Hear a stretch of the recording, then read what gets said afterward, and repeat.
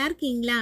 இப்போ நம்ம கோடை காலத்துல நம்மளோட உடம்ப குளிர்ச்சியா வச்சுக்கிற மாதிரி ஒரு ஹெல்த்தியான ரெசிபி தான் செய்ய போறோம். ஜவ்வரிசி, பழங்கள்லாம் பயன்படுத்தி நல்ல சுவையான ஒரு டெசர்ட் நம்ம செய்ய போறோம். ரொம்ப ஈஸியா செஞ்சிடலாம். வீட்ல இருக்கவங்களுக்கோ, இல்ல சம்மர் வெக்கேஷன்ல பிள்ளைங்க வீட்ல இருக்காங்க, அவங்களுக்கு சில்லுன்னு சாப்பிடணும்னு விருப்பப்பட்டாலோ, கடையில போயிட்டு கண்ட கண்ட கலர் கலரான ட்ரிங்க்ஸ் எல்லாம் வாங்கி கொடுக்காம, இது போல ஹெல்த்தியா செஞ்சு கொடுங்க. ரொம்ப டேஸ்டியா இருக்கும். இப்போ இந்த ரெசிபி எப்படி செய்யுதுன்னு பார்க்கலாம் வாங்க.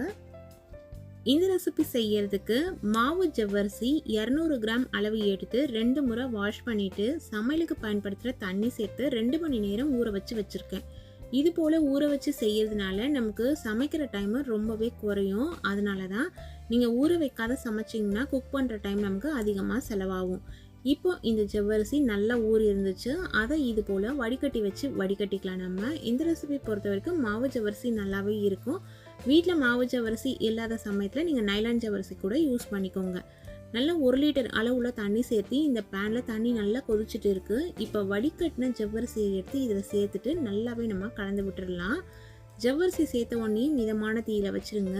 ஜவ்வரிசி சேர்க்கும் பொழுது நல்லா வெள்ளை கலரில் மாவு மாதிரி இருந்தது. இது கொஞ்சம் கொஞ்சமாக நமக்கு வெந்த பிறகு கண்ணாடி பதத்தில் நமக்கு சேஞ்ச் ஆகிடும். அதே போல் மேலே ஜவ்வரிசி இது போலலாம் மிதந்து வரும். வெந்த பிறகு நம்ம சேர்க்கும் பொழுது அடியில் இருக்கும். நல்லா வெந்த பிறகு மேலே வந்துடும். நமக்கு ஜவ்வரிசி எல்லாம் மிதந்து மேலே வரும். இந்த கலரும் இதை விட நமக்கு அப்படியே கண்ணாடி மாதிரியான பதத்தில் வந்துடும். ஜவ்வரிசி வேக வேக இது போல் மேலே நமக்கு நல்லாவே மிதந்து வரும். ஜவ்வரிசி வேகும் பொழுது இது போல் கரண்டி வச்சு கலந்து விடுங்க. அப்போ தான் அடி பிடிக்காமல் இருக்கும். ஏன்னா கொழகொழப்பு தன்மை இதில் அதிகமாக இருக்குன்றதுனால நம்ம அப்படியே விட்டுட்டா அடி பிடிக்க ஆரம்பிச்சிடும். இப்போ நம்ம சேர்த்த ஜவ்வரிசி எல்லாமே நமக்கு ஓரளவு வெந்து வந்துருச்சு. மேலே முக்கால்வாசி ஜவ்வரிசி மேலே எழும்பி வந்துருச்சு. இந்த சமயத்தில் நம்ம ஸ்டவ்வை சுவிட்ச் ஆஃப் பண்ணிவிட்டு இதை வடிகட்டிக்கலாம். வடிகட்டிட்டு நம்ம திரும்பவும் வேக வைக்க போகிறோம். ஏன் இந்த ப்ராசஸ் செய்கிறேன்னு பார்த்தீங்கன்னா, ஜவ்வரிசியில் கொழகொழப்பு தன்மை அதிகமாக இருக்கிறதுனால நம்ம இது போல் வடிகட்டி செய்யும் பொழுது நம்ம சாப்பிடும் பொழுது நமக்கு உதிராக தனியாக தெரியும். வடிகட்டின உடனேயே இதில் ரூம் டெம்பரேச்சரில் இருக்க தண்ணியோ இல்லை ஐஸ் வாட்டரோ இதில் சேர்த்து ஒரு முறை அலசிடுங்க. அலசிட்டு திரும்பவும் நம்ம இதை வேக வச்சுக்க போகிறோம். வடிகட்டின அந்த தண்ணியில் நீங்கள் உப்பு போட்டு சேர்த்து கஞ்சி போல் கூட நம்ம குடிச்சிக்கலாம். அந்த தண்ணியை வேஸ்ட் பண்ணோம் அப்படிங்கிற அவசியம் கிடையாது. இப்போ பாருங்கள் எந்தளவு சூப்பராக ஜவ்வரிசி வெந்து வந்திருக்கு. இப்போ இந்த ஜவ்வரிசியை சேர்த்து திரும்பவும் நம்ம வேக வைக்க போகிறோம். அதே பேன்லேயே நான் ஜவ்வரிசியை சேர்த்துடுறேன். சேர்த்துட்டு தேவையான அளவுக்கு நம்ம இதில் தண்ணி சேர்த்து திரும்பவும் வேக வைக்கணும்னா வேக வைக்கலாம். ஆனால் இது நல்லா 90% வெந்துருச்சு. அதனால் நான் இதில் திக்காக காய்ச்சின பாலை டைரெக்டாகவே சேர்த்துடுறேன். 3/4 லிட்டர் அளவுள்ள பாலை நல்லா திக்காக காய்ச்சிருக்கேன். அது ஒரு 600 ml போல் இருக்குது. அதை இதில் சேர்த்துறேன். நான் சேர்த்துட்டு மீதி கொஞ்சம் வேகணும் இல்லைங்களா, அது இந்த பால்லையே வெந்துடும். ஜவ்வரிசி முழுமையாக நம்ம பால்லையே வேக வைக்கணும்னா டைம் எடுக்கும். அதனால் தண்ணியில் இது போல் வேக வச்சுட்டு அதுக்கப்புறம் திக்காக காய்ச்சின பால் எடுத்து இதில் சேர்த்து வேக வச்சிங்கன்னா சீக்கிரமாகவே நமக்கு வெந்து வந்துடும். பால் சேர்த்துட்டு கலந்து விடும் பொழுது 2-3 நிமிஷத்துலலாம் திரும்பவும் ஜவ்வரிசி மேலே எழும்பி நமக்கு வரும். பார்க்கும்பொழுது தெரியுதா உங்களுக்கு, அந்த கலர் அப்படியே கண்ணாடி பதத்தில் இருக்குது. இந்த சமயத்தில் தேவையான அளவு இனிப்புக்கு சர்க்கரை சேர்த்துக்கலாம். நான் இன்னைக்கு 100 கிராம் அளவுள்ள சர்க்கரை சேர்க்குறேன்.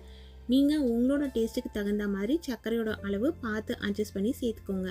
சர்க்கரை சேர்த்துட்டு இதே போல் கலந்து விடலாம். ஒரு 2-3 நிமிஷம் கலந்து விட்டால் சர்க்கரையோட அந்த பச்சை மணம் மாறிடும். எப்பொழுதுமே சர்க்கரை சேர்த்த உடனேயே கொஞ்சம் தண்ணியாக மாறும். எந்த ரெசிபி செஞ்சாலுமே அது கொஞ்சம் திக்காக மாறுறதுக்கு நம்ம ஒரு 3 நிமிஷத்துலேருந்து 5 நிமிஷம் வரைக்கும் டைம் கொடுக்க வேண்டியிருக்கும். இது குறைவான குவான்டிட்டி தான் நம்ம செய்கிறோம் அப்படிங்கிறதுனால ஒரு 3 நிமிஷத்துலலாம் அதனோட பச்சை மணம் மாறிடும். திரும்பவும் திக்காகவும் மாறிடும். இப்போ பாருங்கள் ஜவ்வரிசி நல்லா நமக்கு அப்படியே அந்த டிரான்ஸ்பரண்ட் கலரில் மேலே நமக்கு எழும்பி வந்துருச்சு. சூப்பராக தனித்தனியாக உதிராகவும் இருக்குது. இது ஒரு கரெக்டான பக்குவம். இந்த அளவு ஜவ்வரிசி வேகிற வரைக்கும் வேக வச்சு இதை நல்லா நம்ம ஆற விட்டுடணும். நல்லா ஆறின பிறகு ரெஃப்ரிஜிரேட்டரில் ஸ்டோர் பண்ணி வச்சுக்கிட்டிங்கன்னா தேவைக்கு நம்ம எடுத்து யூஸ் பண்ணிக்கலாம். இந்த ரெசிபி நீங்கள் செஞ்சு வச்சுட்டிங்கன்னா 1 வாரம் வரைக்கும் கூட யூஸ் பண்ணிக்கலாம். இப்போ நான் இது எல்லாத்தையுமே எடுத்து ஒரு பவுலில் சேர்த்துட்டு ரெஃப்ரிஜிரேட்டரில் வைக்க போகிறேன். நல்லாவே ஆறிடுச்சு. ரெஃப்ரிஜிரேட்டரில் வச்சுட்டு நம்ம எடுக்கும்பொழுது இன்னும் கொஞ்சம் இது திக்காகவே நமக்கு மாறிடும். எப்பொழுதுமே அப்படி தான், ரெஃப்ரிஜிரேட்டரில் நம்ம வச்சு எடுக்கிற அந்த பொருள் இன்னும் கொஞ்சம் நல்ல கன்சிஸ்டன்சி திக்காக மாறிடும். ரூம் டெம்பரேச்சரில் வந்த பிறகு நீங்கள் ரெஃப்ரிஜிரேட்டரில் வைங்க. தட்டு போட்டு மூடியாச்சு. இப்போ வச்சாச்சு. அடுத்த நாள் எடுத்திருக்கேன்.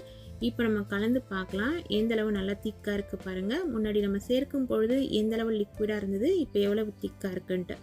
இந்த திக்னஸை நம்மளோட டேஸ்ட்டுக்கு தகுந்த மாதிரி நம்ம அட்ஜஸ்ட் பண்ணிக்கலாம். இதை விட லிக்விடாக வேணுமோ இல்லை இதை விட உங்களுக்கு திக்காக வேணுமோ அதுக்கேற்ற மாதிரி நீங்கள் அட்ஜஸ்ட் பண்ணிக்கோங்க. இப்போ நல்லா ஃப்ரெஷ்ஷாக கட் பண்ண ஆப்பிள் சேர்க்குறேன். இதில் சேர்க்குற ஃப்ரூட்ஸ் எல்லாமே நம்மளோட விருப்பப்படி தேவையான அளவு சேர்த்துக்கலாம்.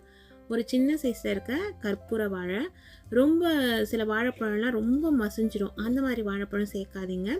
விதை இல்லாத பச்சை திராட்சை, விதை இல்லாத கருப்பு திராட்சை சேர்க்குறேன். நீங்கள் விதையோடு இருக்க திராட்சை சேர்க்குற மாதிரி இருந்தால் கூட சேர்த்துக்கோங்க. இதில் சேர்க்கக்கூடிய பழங்கள் பார்த்திங்கன்னா புளிப்பு சுவை இல்லாத பழங்களாக பார்த்து சேர்த்துக்கோங்க. மாதுளம் பழம் சேர்க்குறேன். பழத்தோட அளவுகள் எல்லாமே நம்மளோட விருப்பம் தாங்க. ஸ்ட்ராபெரி இருந்ததுன்னா ஸ்ட்ராபெரி சேர்த்துக்கலாம். கூடிய மற்றும் சிட்ரஸ் பழங்கள் இதில் சேர்க்காதீங்க.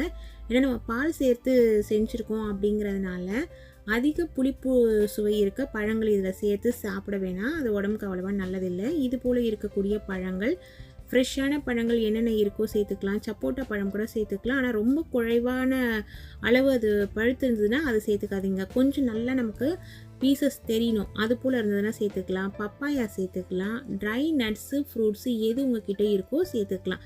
நம்ம வீட்டில் இருக்கவங்க எதெல்லாம் லைக் பண்ணி சாப்பிடுவாங்களோ, எது உடம்புக்கு ஹெல்த்தியோ அதுக்கேற்ற மாதிரி நீங்கள் இதில் சேர்த்துட்டு நல்லா கலந்து விட்டு, திரும்பவும் இதை நீங்கள் சில்லுன்னு ரெஃப்ரிஜிரேட்டரில் வச்சு சாப்பிட கொடுக்குற மாதிரி இருந்தால் கொடுக்கலாம். அப்படிலாம் இதே சில்னஸ் போதும்னு நினச்சிங்கன்னா இப்படியே நீங்கள் பவுலில் போட்டு சாப்பிட கொடுத்துடலாம். ரொம்ப சுவையாக இருக்கும் இந்த டெசர்ட்டை. வெயில் டைமில் இது போல் சாப்பிடும் பொழுது நல்ல ஒரு எனர்ஜியாக இருக்கும். மார்னிங் பிரேக்ஃபாஸ்ட்டை ஸ்கிப் பண்ணுறவங்க இது போல் கூட நீங்கள் செஞ்சு சாப்பிட்டு போகலாம். வெயில் டைமில் காலையில் நிறைய பேருக்கு ஃபுல்லாக பிரேக்ஃபாஸ்ட் சாப்பிட்றதுக்கு பிடிக்காது. அந்த மாதிரி இருக்கிறவங்க இது போல் லைட்டாக சாப்பிட்டு போனீங்கன்னா உங்களுக்கு வயிறுக்கும் ஃபில்லிங்காக இருக்கும், உடம்பும் நல்லா கூலிங்காக இருக்கும். வெயில் காலத்தில் நம்மளோட உடம்பை கூலிங்காக வச்சுக்க வேண்டியது நம்மளோட கடமை தாங்க. அப்போது தான் நீங்கள் ஆரோக்கியமாக இருக்க முடியும்.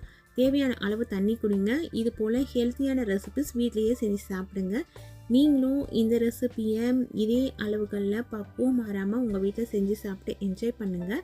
Thank you friends.